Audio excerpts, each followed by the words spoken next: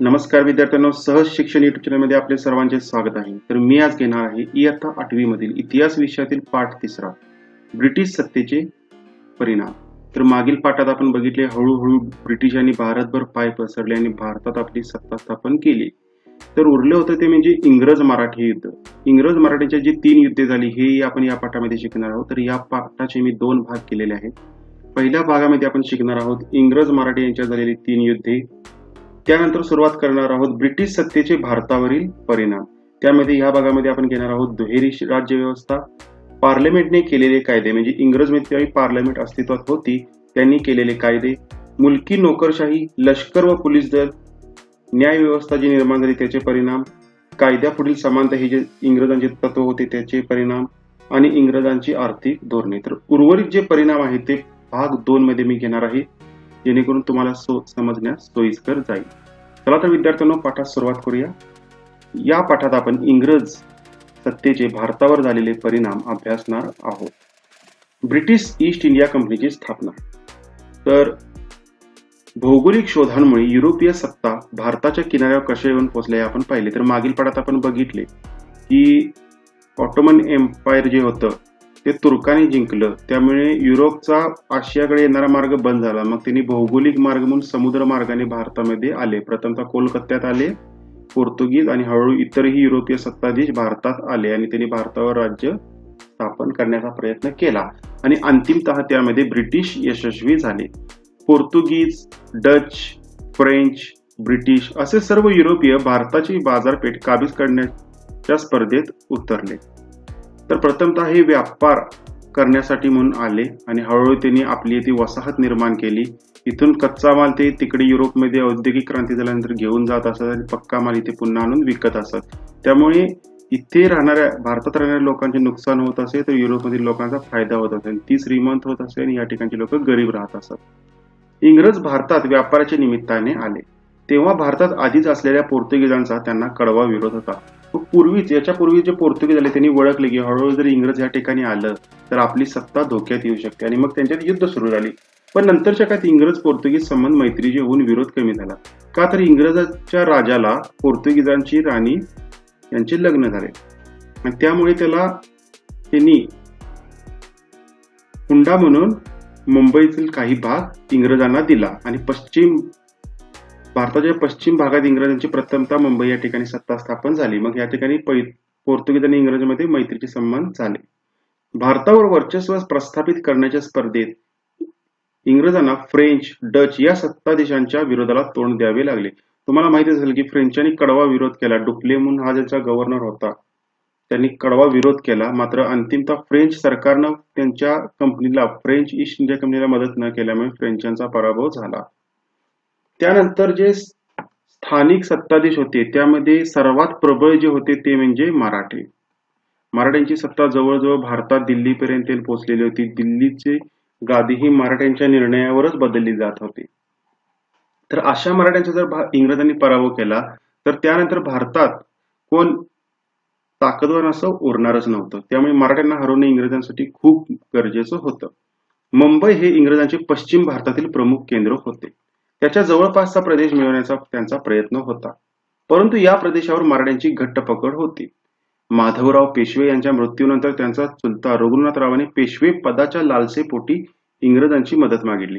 कसं माहिती काय, प्रथमतः इंग्रज काय करत होते, हळूहळू गोड बोलून काहीतरी कारण काढून राजकारणात प्रवेश करत होते की तुम्हाला अशी मदत करतो तशी करतो आणि हळूहळू आपले परत इतर त्यांचे जे काही व्यूहरचना असेल त्यानुसार त्यांनी त्या सत्ताधीशाला पाक संपवून टाकत असे. मग इथं काय घडलं तर विद्यार्थ्यांना 1761 मध्ये पानिपतीचं पहिलं युद्ध झालं आणि त्यात मराठ्यांचा पराभव झाला. पण त्यानंतरही माधवराव प्रथम म्हणून जो पेशवा होता, मराठ्यांच्या ज्या वेगवेगळे गाद्या होत्या, सातारची गाद्या असेल, शिंदे, होळकर अशा ज्या गाद्या होत्या त्यामध्ये पेशवा हे एक पद होतं आणि पेशवा या सर्वांना नियंत्रित करीत असे. एक अर्थे सर्वांचे विचारही घेतले जात आणि त्याचबरोबर ह्यो प्रमुख सांगत असे की आपण एकत्र यायचं आहे, लढायचं आहे. त्यामुळे हे पेशवापद खूप महत्वाचं झालं. मात्र माधवराव पेशव्याने युद्ध हरूनही त्यानंतर पुन्हा एकदा मराठ्यांची सत्ता भारतभर पसरली होती. पण काय झालं, त्याला अपत्य नव्हतं, म्हणजे त्याला मुलगा कोण नव्हता आणि त्याचा मृत्यू झाला. आणि त्यानंतर मात्र एकदम गादीवर कोण बसणार यासाठी वाद निर्माण होऊ लागले. मग माधवराव प्रथमचा जो लहान भाऊ होता नारायणराव, तो पेशवा बनला. पण त्याचा जो काका होता म्हणजे माधवराव प्रथमचा भाऊ, त्याने आपल्या पुतण्याचा खून केला, कट कारस्थान केलं, जेणेकरून आपल्याला पेशवा बनता येईल, आणि स्वतः पेशवा झाला. मात्र तसं होताच बाकीचे जे मराठे आहेत, त्यांनी त्या रघुनाथरावाला विरोध केला आणि सांगितले की तू तसं गादीवर बसू शकत नाहीस, तुझा हक्क नाही, त्याचा वारसदारच गादीवर बसणार. मग अशा नंतर रघुनाथराव चिडला आणि इंग्रजांकडे गेला. रघुनाथराव पेशव्यांनी इंग्रजांकडे मदत मागितली. त्यामुळे मराठ्यांच्या राजकारणात इंग्रजांचा शिरकाव झाला. तर विद्यार्थ्यांना लक्षात घ्या, गादीवर बसण्यासाठी आपल्या पुतण्याला मारून तो पेशवा बनला. मात्र तरीही इतर मराठ्यांनी विरोध करताच तो घाबरून इंग्रजांकडे मदतीला गेला की मला पेशवा बनवा म्हणून. आता इंग्रजांचा या ठिकाणी संबंध नव्हता, पण त्यांना तेवढीच संधी पाहिजे होती. 1774 ते 1818 दरम्यान, पण यानंतर बघा आता 1818 दरम्यान मराठी व इंग्रजांचे 3 युद्धे झाली. पहिल्या युद्धात मराठा सरदारांनी एकजुटीने इंग्रजांना तोंड दिले. मग अशानंतर रघुनाथराव इंग्रज गेल्यानंतर त्या ठिकाणी मराठ्यांनी त्यांना हरवलं आणि मराठ्याची सरशी झाली. 1782 साली सालबाईचा तह होऊन इंग्रज मराठा युद्ध संपले. अशा पद्धतीने हे युद्ध संपले आणि मराठ्यांचा विजय झाला. त्यानंतर आहे तैनाती फौज. तैनाती फौज म्हणजे काय आपण शिकणार आहोत. इंग्रजांनी भारतात जे राज्य वेगळी होती त्यांना तैनाती फौज घेण्यास भाग पाडलं. तैनाती म्हणजे तयार फौज, की जी इंग्रजांची होती. त्यांनी राजांनी आपली स्वतःची जी सैनिक होते त्यांना सांभाळायचे नाही, तर इंग्रजांच्या सैनिकांना ठेवायचे त्यांचे संरक्षण करण्यासाठी. 1898 मध्ये लॉर्ड वेलस्ली गव्हर्नर जनरल भारतात आला. सर्व भारतावर इंग्रजांचे वर्चस्व प्रस्थापित करण्याचे त्याचे धोरण होते. त्यासाठी त्याने अनेक भारतीय सत्ताधीशांची तैनाती फौजेचे करार केले. या करारान्वये भारतीय सत्ताधीशांना इंग्रजांच्या लष्करी मदतीचे आश्वासन देण्यात आले. मग त्यांनी हा करार जर केला तैनाती फौजांना, त्यांना सांगण्यात आलं, लष्करी करार केला, तुमच्यावर कुणी आक्रमण केलं तर आम्ही तुम्हाला मदतीला येऊ. मात्र त्यासाठी काही अटी घातल्या की भारतीय राज्यकर्त्यांनी त्यांच्या राज्यात इंग्रजांचे लष्कर ठेवावे, म्हणजे आमचे सैनिक तुम्ही तुमच्या राज्यात ठेवावे. बघा हा काय, आणि त्याचा खर्च कोणी उचलायचा, तर जो राजा ठेवणार तो, किंवा तुम्ही त्यांना एखादा प्रदेश द्यायचा त्यांचा खर्च भागवण्यासाठी. त्यांनी इतर जे राजे असेल त्याच्याशी संबंध डायरेक्ट ठेवायचा नाही, इंग्रजांना मध्ये ठेवायचं. त्यांनी सांगितलं संबंध ठेवा तर ठेवायचं, नाही तर नाही. अशा पद्धतीने वेगवेगळ्या राजांना वेगवेगळ्या ठिकाणी इंग्रजांनी फोडून टाकलं. त्यामुळे एकामेकाच्या मदतीला ते जाऊ शकले नाहीत, कारण की करारान्वये इंग्रज मध्ये होते. या दरबारी इंग्रजांचा रेसिडेंट ठेवावा, म्हणजे त्यांच्या दरबारामध्ये राजाच्या जवळच बसायला एक रेसिडेंट ठेवला. तो नेहमी राजावर लक्ष ठेवत असे. नाम मात्र राजा, मात्र तोच सगळं बघत असे. भारतातील काही सत्ताधीशांनी ही पद्धत स्वीकारली आणि आपले स्वातंत्र्य गमावले. मग शेजारील राज्याचे आक्रमण होईल म्हणून त्यांनी हळूहळू इंग्रजांची ही तैनाती फौज स्वीकारली. पण यामुळे काय झालं तर त्यांची सत्ता पूर्णपणे गेली. 1802 मध्ये दुसऱ्या बाजीराव पेशव्याने इंग्रजांशी तैनाती फौजेचा करार केला. तर 1802च्या दरम्यान काय झालं विद्यार्थ्यांनो, 1800च्या दरम्यान इंग्रजांनी बाजूलाच होते, मात्र मराठ्यांच्यात अंतर्गत युद्ध सुरू झालं. मग पेशवा आणि होळकर यांच्यात अंतर्गत युद्ध सुरू झालं आणि काय झालं, होळकरांनी पुण्यावर आक्रमण केलं पेशव्या गादीवर आणि त्यात दुसऱ्या बाजीराव पेशव्याचा पराभव झाला. मग अशा पद्धतीनं हरवल्यामुळे तो पेशवा इंग्रजांकडे मदतीसाठी गेला की तुम्ही आम्हाला मदत करा जेणेकरून मी पुन्हा पेशवा पदावर बसीन. तसं तर इंग्रजांचा या ठिकाणी काहीच संबंध नव्हता. हा करार वसईचा तह म्हणून प्रसिद्ध आहे. मग अशा तऱ्हेने त्या ठिकाणी होळकर हरतात आणि वसईचा तह होतो. हा तह मराठी सरदारांना पुन्हा मान्य नव्हता, त्यामुळे दुसरे मराठा इंग्रज युद्ध झाले. त्यातील विजयानंतर इंग्रजांचा मराठी राज्यातील हस्तक्षेप वाढू लागला आणि या ठिकाणी इंग्रज जे होते ते युद्धात विजयी झाले. तो असह्य होऊन दुसऱ्या बाजीरावाने इंग्रजांविरुद्ध युद्ध पकडले. मग नंतर मात्र बाजीराव पेशव्याला लक्षात आले की आपण इंग्रजांकडे मदत मागितली तर ते आपल्यावर वरचढ झाले आणि मग पुन्हा त्यांनी एकत्र येऊन तिसरं युद्ध खेळलं, पण त्यातही ते हरले सर्वजण. दरम्यान मुघलांची राजधानी दिल्ली येथे प्रत्यक्षात दौलतराव शिंदे यांच्या नियंत्रणाखाली होती. मग उत्तरेकडे जे शिंदेचं राज्य होतं ते दिल्लीवर लक्ष ठेवून होते आणि त्यांच्या नियंत्रणातच दिल्ली होती. मग त्यांचाही पराभव इंग्रजांनी वेगळं पाडून केला. शिंद्यांचा फौजेचा पराभव करून जनरल लेक याने मुघल बादशाला ताब्यात घेऊन हिंदुस्थान जिंकला आणि बादशाह संपला की हिंदुस्थान संपला. छत्रपती प्रताप सिंह यांची माहिती दिली आहे बघा. पेशवाईचा अस्त झाला म्हणजे पेशवा पराभव झाले आणि पेशवा पराभव होताच बाकीची इतरही गाद्या संपुष्टात आल्या. तरीही सातारचे छत्रपती प्रताप सिंह गादीवर होते. इंग्रजांनी छत्रपती प्रताप सिंहाशी तह करून ग्रँड डफ या अधिकाऱ्याची त्यांना राज्यकारभारात मदत करण्यासाठी नेमणूक केली. हे कोणाचे? छत्रपती शिवाजी महाराजांचे वंशज होते. परंतु नंतर त्यांना गादीवरून पदच्युत करून काशी येथे पाठवण्यात आले. तेथेच त्यांचा 1847 मध्ये मृत्यू झाला. बघा, एकदम व्यवस्थित काय काम करत असतानाही त्यांना पदच्युत केले की तुम्ही काय राजा नाही इथले. त्यांना काशीला पाठवला संन्यास घ्या म्हणून आणि तिथेच त्यांचा मृत्यू झाला. मग यांचा जो कारभारी होता रंगोजी बाबूजी गुप्ते ह्यो इंग्लंड पर्यंत गेला आणि तिथे अन्याय झालाय म्हणून सांगितलं आमच्या इथल्या माणसांवर. तुम्ही जी कंपनी नेमली ज्या पद्धतीने तिथे शासन करत आहे त्यांनी आम्हाला भारतात अन्याय करत आहेत म्हणून सांगितलं आणि न्याय मिळवण्याच्या प्रयत्नांना तरी यश आलं नाही. तिथं आता कोण ऐकणार सांगा आपल्याला, कारण की त्यांनी इथे आपल्याला सत्ता गाजवायला चालते. लॉर्ड डलहौसीने काय म्हटलं की तुम्हाला मुलगा नाहीये, दत्तक विधान नामंजूर करून 1848 मध्ये सातारचे राजे खालसा केले. मग प्रताप सिंहांना मुलगा नव्हता. मग काय म्हटले की ह्याच्यावर दत्तक घेऊन तुम्ही राजा बनवायचं नाही, तुम्हाला मुलगा नाही का नाही, ते मग राज्य संपलं असं डलहौसीने सांगून दत्तक विधान नामंजूर केलं आणि सातारचं राज्य सांगितलं की हे आता इंग्रजांचं राज्य झालं, इथं काय आता संबंध नाही कोण राजा असण्याचा. माहित आहे का तुम्हाला मध्ये माहिती दिलेल्या विद्यार्थ्यांनो, छत्रपती प्रताप सिंह यांनी सातारा शहरात यवतेश्वराच्या देवालयाच्या मागील बाजूस व महादरा येथे तलाव बांधून त्याचे पाणी शहरात खेळवले. म्हणजे चांगल्या पद्धतीने पाण्याची व्यवस्था केली, रस्ते बांधले, रस्त्याच्या दोन्ही बाजूला झाडे लावली, मुलांमुलींसाठी संस्कृत मराठी इंग्रजी शिकण्यासाठी पाठशाळाही बांधली. बघा, शाळाही काढली, छापखाना काढला, उपयुक्त ग्रंथ छापून गेले. 1827 साली राजनीती विषयक सभानीती नावाचा ग्रंथ त्यांनी लिहून छापला. त्यांनी सातारहून महाबळेश्वरपर्यंत ते प्रतापगडपर्यंत रस्ता तयार केला. तोच रस्ता महाडपर्यंत नेण्यात आला. छत्रपती प्रताप सिंह रोज रोजनिशी लिहित म्हणजे दररोजच्या दररोज काय काय घडलंय ते एका वहीत लिहून ठेवत असत. तर विद्यार्थ्यांना आता महत्वाच्या परीक्षेच्या दृष्टीने महत्वाच्या भागाकडे वळूया. ते म्हणजे ब्रिटिश सत्तेचे भारतावरील परिणाम. तर पहिला आहे ते दुहेरी राज्यव्यवस्था. दुहेरी राज्यव्यवस्था प्रथम कुठे आली तर बंगालमध्ये. या ठिकाणी दिले बघा, रॉबर्ट क्लाइव्हने 1765 मध्ये बंगालमध्ये दुहेरी राज्यव्यवस्था आणली. तुम्हाला मागच्याच पाठामध्ये आपण शिकलो बघा, बंगालचा नवाब, परत अवधचा आणि बादशाहनी एकत्र येऊन ब्रिटिशांवर हल्ला केला 1765 मध्ये, पण ब्रिटिश जिंकले आणि त्यांनी बंगालमध्ये महसूल गोळा करण्याचे काम चालू केले. म्हणजे पैसे गोळा करायचे काम कोण करणार? इंग्रज. पैसे गोळा करण्याचे काम इंग्रज करणार आणि बाकीचं खून मारामाऱ्या ते इतर शांतता सुव्यवस्था काम कोण करणार? बंगालच्या नवाबाकडे. यामुळे दुहेरी शासन व्यवस्था निर्माण झाली. म्हणजे पैसे एकाने मिळवायचे आणि काम एकानं करायचं. असं होईल का? काम करणाऱ्याला पैसे मिळायला पाहिजे विद्यार्थ्यांना. तर अशा ठिकाणी मग जनतेत समजा एखादा अन्याय झाला तर तो जेव्हा राजाकडे नवाबकडे जात होता तेव्हा नवाब त्याला न्यायच देऊ शकत नव्हता, कारण की त्याकडे पैसा नव्हता, महसूल नव्हता आणि तो इंग्रजांवर अवलंबून होता. आणि अशा पद्धतीने दुहेरी राजव्यवस्था निर्माण झाली. यामुळे अस्थिरता निर्माण झाली, जनतेस असंतोष निर्माण झाला. दुहेरी राज्यव्यवस्थेचे दुष्परिणाम कालांतराने दिसू लागले. सामान्य जनतेकडून कर रूपाने वसूल केलेले पैसे कंपनीतील अधिकाऱ्यांनी स्वतःच्या खिशात गाठले. भारतातील व्यापाराचा मक्ता फक्त ईस्ट इंडिया कंपनीलाच दिल्यामुळे इंग्रजमधील अनेक व्यापाऱ्यांना कंपनीचा हेवा वाटत असे. मग अशा पद्धतीने इंग्रज मध्ये काय ठरलेलं की ईस्ट इंडिया कंपनीच फक्त भारतात राज्य करू शकते, इतर इंग्रज कंपनी भारतात येऊ शकत नव्हती.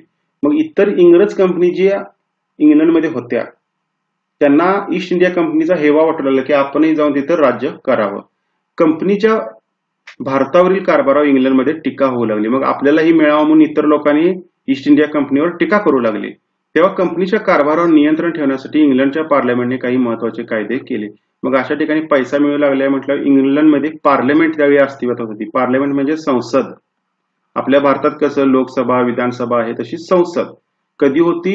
त्या काळात होती. आणि पहिल्यांदा कधी स्थापन झाली विद्यार्थ्यांनो तर 1215 मध्ये इंग्लंडमध्ये पहिल्यांदा संसद आली. म्हणजे बघा, भारताच्या कित्येक वर्ष अगोदरपासून तिथं लोकव्यवस्था लोकशाही अस्तित्वात होती.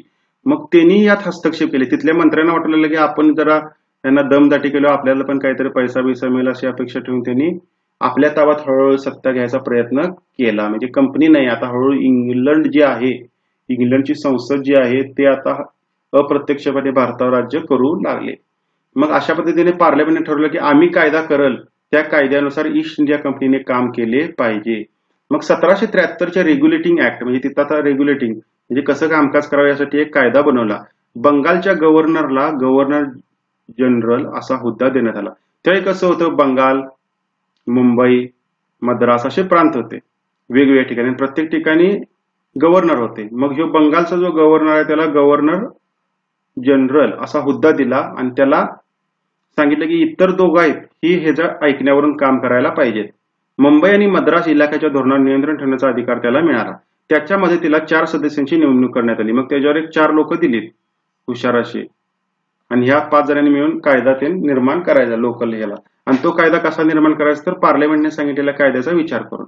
1884 मध्ये पीठचा भारतविषयक कायदा मंजूर करण्यात आला. मग 1784 मध्ये मग पुन्हा पार्लमेंटमध्ये असा विषय झाला की आणखीन काही तर बदल करूया आणि त्यावेळी पीठचा भारतविषयक कायदा मंजूर झाला. कंपनीच्या भारतातील राज्यकारभारावर पार्लमेंटचे पूर्ण नियंत्रण ठेवण्याचे काम कायमस्वरूपी नियामक मंडळाकडे स्थापन करून देण्यात आले. मग ब्रिटनमध्ये काय केलं म्हणजे ब्रिटन, इंग्लंड, इंग्रज हे सर्व एकच. तर तिथं काय केलं, एक नियामक मंडळ स्थापन केलं, कंट्रोल बोर्ड ऑफ कंट्रोल म्हणून एक स्थापन केलं. यांनी काय करायचं तर कायदे कानून करायचे की इथं कसं कसं आक्रमण करावं, कुठल्या राज्यावर कशी कशी सत्ता स्थापन करावी आणि ते इकडच्या गव्हर्नर जनरलला सांगत असत. आणि मग ह्यो इकडं भारतावर आक्रमण करून सत्ता काबीज करत असेल. बघा, इंग्लंडमध्ये राहून लोक इथे सत्ता स्थापन करत होते. इंग्लंडला भारतातील राज्यकारभाराविषयी आदेश देण्याचा अधिकार या मंडळाला देण्यात आला. 1813, 1833, 1853 मध्ये कंपनीच्या कारभारात फेरबदल करण्याचे कायदे पार्लमेंटने केले. म्हणजे 20-20 वर्षाच्या फरकानं यांनी कायदे निर्माण केले. अशा पद्धतीने कंपनीच्या प्रशासनावर ब्रिटिश सरकारचे अप्रत्यक्ष नियंत्रण अस्तित्वात राहिले. म्हणजे थोडक्यात सांगायचं झालं तर विद्यार्थ्यांनो, ब्रिटिशमध्ये म्हणजे ब्रिटनमध्ये जी संसद होती तिथे कायदे पास होत असेल की भारतामध्ये जी आमची कंपनी आहे ती अशा पद्धतीने राज्य करल, अशा पद्धतीने अन्याय करल, अशा पद्धतीने सत्ता स्थापन करल असं सांगत असे. आणि मग इकडच्या गव्हर्नर जनरल तिथं जे नियम तयार झालेत त्याचा अभ्यास करून भारतात आपली सत्ता वाढवत असे आणि इथला महसूल गोळा करत असे. इंग्रज सत्तेच्या आगमनापाठोपाठ नवीन प्रशासकीय पद्धत भारतात रूढ झाली. मुलकी नोकरशाही, लष्कर, पोलीस दल, न्याय व्यवस्था ही इंग्रजांच्या भारतातील प्रशासनाचे प्रमुख आधारस्तंभ होते. तर इंग्रज भारतात आले, त्याचा परिणाम व्हायला हळूहळू सुरुवात झाली. त्यांनी काय केलं, नोकरशाही निर्माण केली. का तर त्यांना गरज होती. लष्कर निर्माण केलं म्हणजे सैन्य दल, पोलीस दल निर्माण केले अंतर्गत शांततेसाठी आणि न्याय व्यवस्थेसाठी न्याय संस्था स्थापन केल्या. आणि हेच त्यांचे आधारस्तंभ झाले 4 आणि ज्याच्यावर इंग्रज सत्ता भारतात स्थापन झाली आणि व्यवस्थितपणे राहिली. तर एक एक करून आपण घेऊया. मुलकी नोकरशाही. भारतात इंग्रजांची सत्ता दृढ करण्यासाठी इंग्रजांना नोकरशाहीची गरज होती. म्हणजे आता भारतात राहायचं असेल, भारतीयांवर राज्य करणार असेल तर काही भारतीय त्यांच्या ह्याच्यात पाहिजे होते जेणेकरून सर्व गोष्टीची माहिती मिळेल. लॉर्ड कॉर्नवालिस याने नोकरशाहीची निर्मिती केली. मुलकी नोकरशाही ही इंग्रज शासनाचा महत्वाचा घटक बनला. कंपनीच्या अधिकाऱ्यांनी खाजगी व्यापार करू नये असा नियम त्याने घालून दिला. त्यासाठी त्याने अधिकाऱ्यांचे पगार वाढले. तर विद्यार्थ्यांना काय झालं, ईस्ट इंडिया कंपनीचे जे अधिकारी होते ते फक्त कंपनीच व्यापार करत नव्हते, तर हे अधिकारी प्रायव्हेट व्यापार करत होते, खाजगी काहीतरी घेऊन. ते पैसे मिळवून भ्रष्टाचार करून भरपूर पैसा मिळवून ते इंग्लंडला परत जात होते. त्यामुळे इंग्लंडमध्ये टीका होत होती. मग इथला जो प्रमुख होता गव्हर्नर जनरल त्याने काय ठरवले की मी तुमचे पगार वाढवतो पण भ्रष्टाचार करू नका आणि स्वतःचा बिझनेस काढू नका. प्रशासनाच्या सोयीसाठी त्याने इंग्रजांच्या ताब्यातील प्रदेशांची जिल्हावार विभागणी केली. मग पूर्ण असा जो त्याने जिंकलेला भाग होता त्याची जिल्हावार असं त्याने विभागणी करण्यास सुरुवात केली आणि त्या ठिकाणी एक जिल्हाधिकारी नेमला. त्याने काय करायचे, महसूल गोळा करायचा, न्याय द्यायचा, शांतता सुव्यवस्था राखणे ही जबाबदारी त्याच्याकडे होती. या अधिकाऱ्यांची भरती इंडियन सिव्हिल सर्व्हिसेस या स्पर्धात्मक परीक्षेद्वारे केली जाऊ लागली. मग ही एक ICS म्हणून संस्था स्थापन केली आणि ती सिलेक्ट करून इंडियन IAS म्हणजे त्या काळात जो होता जिल्हाधिकारी त्याची नेमणूक करत असे. तर विद्यार्थ्यांनी त्या काळात प्रथमतः भारतीयांना स्थान त्यात दिले गेलं नव्हतं पण हळूहळू पुढे जाऊन भारतीय त्यात गेले. तर त्यानंतरच आहे लष्कर व पोलीस दल. भारतातील इंग्रजांच्या ताब्यातील प्रदेशाचे संरक्षण करणे, नवीन प्रदेश हस्तगत करणे, भारतातील इंग्रज विरोधी उठाव मोडून काढणे ही लष्कराची कामे होती. तर लष्कराची गरज का होती भारतामध्ये? तर वेगवेगळे प्रदेश जिंकणे, अजूनही काही राजांना हरवणे गरजेचे होते, नवीन भाग जिंकणे गरजेचं होतं. आणि काय उठाव झाला जो 1857 आपण पुढील पाठात शिकणार आहोत, तो उठाव झाला तो लष्करामुळे आपण तिने मोडू शकले. देशात कायदा व सुव्यवस्था राखणे हे पोलीस दलाचे काम असे. लष्कराचे काम नवनवीन भाग घेणे, उठाव मोडून काढणे, म्हणजे शस्त्र घेऊन केलेलं. आणि कायदा व सुव्यवस्था कोण काम करणार? पकडणं चोराला तर ते पोलीस दल करत असेल. त्यानंतरच आहे ते म्हणजे न्याय व्यवस्था. इंग्रज येण्यापूर्वी भारतात कसं होतं? प्रत्येक धर्मासाठी वेगळी न्याय व्यवस्था होती. मुसलमानानं खून केला तर त्याला वेगळा न्याय, हिंदूंनी खून केला तर वेगळा न्याय, आणि पारसी लोकांनी केला तर वेगळा न्याय, असं वेगवेगळे न्याय होते. त्यांच्या धर्मात जे लिहिले त्या पद्धतीने त्यांना शिक्षा होत असे. पण इंग्रजांनी काय केलं? सर्वांना समान न्याय असे सांगायला व्यवस्था केली. इंग्लंडमधील न्याय व्यवस्थेच्या धर्तीवर इंग्रजांनी भारतात नवीन न्याय व्यवस्था स्थापन केली. प्रत्येक जिल्ह्यात मुलकी खटल्यासाठी दिवाणी न्यायालय. दिवाणी म्हणजे काय? पैशाशी संबंधित जे खटले असतील, वादविवाद, ते दिवाणी न्यायालय. फौजदारी म्हणजे खून खराबा काय केला असेल, भांडण तट्टा, त्याची फौजदारी न्यायालय. प्रत्येक जिल्ह्यात ही 2 न्यायालय स्थापन केली. समजा काय खून झाला तर त्याने फौजदारी न्यायालयात जायचं, आणि काय पैशाशी संबंधित असेल, काय त्याचं लूट झाली असेल तर त्यांनी दिवाणी न्यायालयात जायचं. त्यांच्या निर्णयांच्या फेरविचारासाठी उच्च न्यायालय स्थापन केली. समजा जिल्ह्याच्या न्यायालयात त्याला निर्णय योग्य लागला नाही तर त्यांनी त्याच्या वरच्या न्यायालयात जायचं आणि म्हणायचं की माझ्यावर अन्याय झालाय, मग ते न्यायालय पुन्हा विचार करणार. त्यानंतरचा जो परिणाम झाला तो म्हणजे कायद्यापुढील समानता. यापूर्वी काय होतं की भारतात ज्याच्याकडे सत्ता होती, राजा, त्याला न्याय वेगळा असे, जी श्रीमंत असेल त्यांना न्याय वेगळा होता, गरिबांना वेगळा न्याय होता. पण इंग्रजांनी म्हटलं की सर्वांना न्याय समान, कोणी काय चूक केली तर सर्वांना त्याच पद्धतीची शिक्षा. भारतामध्ये पूर्वी ठिकठिकाणी वेगवेगळे कायदे होते. न्यायदानात जातीनुसार भेदभाव केला जाई, म्हणजे कुठल्या कमी जातीचे लोक त्या काळात जे समजले जात त्यांना खूप शिक्षा दिली जात, आणि एक उच्च जातीचा असेल तर त्याला कमी शिक्षा दिली जात. हे इंग्रजांनी तोडलं. लॉर्ड मॅकॉलेच्या नेतृत्वाखाली स्थापन झालेल्या विधी समितीने कायद्याची संहिता तयार केली. मग लॉर्ड मॅकॉलेने काय केलं? एक विधी संहिता तयार केली, म्हणजे नियम तयार केले. सर्व भारतात एकच कायदा लागू केला. कायद्यापुढे सर्वजण समान आहेत हे तत्व इंग्रजांनी रूढ केले, म्हणजे सर्वजण समान, सर्व लोक समान, प्रत्येक माणूस समान. या पद्धतीत सुद्धा काही दोष होते.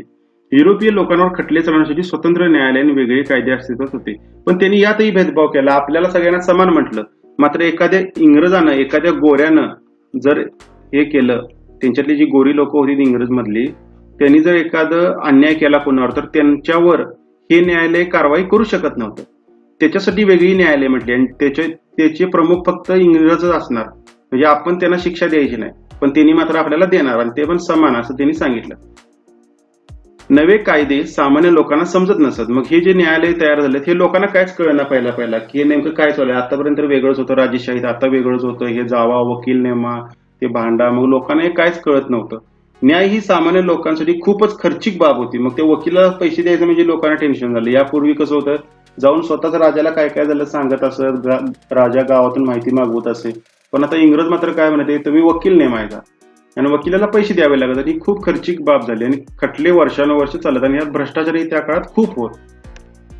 त्यानंतरच जे आहे ते म्हणजे इंग्रजांची आर्थिक धोरणे. मग आर्थिक धोरण कसं होतं इंग्रजांचं? प्राचीन काळापासून भारतावर आक्रमणे होत राहिली. मुघल आले, त्यापूर्वी सिकंदर आला, अशा पद्धतीने वेगवेगळी आक्रमण भारतात होत राहिले. आक्रमण भारतामध्ये स्थायिक झाले. अनेक आक्रमक काय झाले, जे भारतात आले मुघल, ते भारतातच स्थायिक झाले. ते भारतीय संस्कृतीची समरस झाले, म्हणजे आपल्याशी एक झाले. हिंदू मुस्लिम समानता आले, एकत्र आले. त्यांनी जरी राज्य केले तरी भारताच्या अर्थव्यवस्थेचे मूलभूत बदल केले नाहीत. इंग्रज मात्र तसे नव्हते. इंग्रज स्वतःला वेगळे समजत होते. त्यांनी म्हटले आम्ही ह्यांच्यावर राज्य करायला आलोय. इंग्लंड हे आधुनिक राष्ट्र होते, आपल्यापेक्षा प्रगत होते. औद्योगिक क्रांतीमुळे भांडवलशाही अर्थव्यवस्था तिथे रूढ झाली होती. या व्यवस्थेला पोषक अशी अर्थव्यवस्था त्यांनी भारतात रुजवली. त्यामुळे इंग्लंडला आर्थिक लाभ झाला, परंतु भारतीयांचे मात्र आर्थिक शोषण होऊ लागले. काय झालं, तिथं उद्योगधंदे होते. मग आज तुम्हाला सांगितलं उद्योगधंदे कुठे होते, इंग्लंडमध्ये होते. आणि भारतात काय होतं तर कच्चा माल, ह्यो कच्चा माल तिकडे जायचा स्वस्तात, आणि पक्का महाग भारतात विकला जायचा. म्हणजे भारतातील लोक गरीब होणार, इंग्रजमध्ये लोक भांडवलशाही श्रीमंत होणार. अशा पद्धतीने हे आर्थिक शोषण आपले एक पद्धतीचे सुरू झाले. तर विद्यार्थ्यांना उर्वरित जो भाग आहे जमीन महसूल विषयक धोरण आणि पुढील, तो मी पुढील भागात घेणार आहोत. विद्यार्थ्यांना व्हिडिओ पाहिल्याबद्दल धन्यवाद. तुमच्या काही शंका असतील तर नक्कीच कमेंट बॉक्समध्ये टाका. आणखीन तुम्हाला काय हवं असेल तर नक्की टाका. विद्यार्थ्यांना व्हिडिओ पाहिल्याबद्दल धन्यवाद.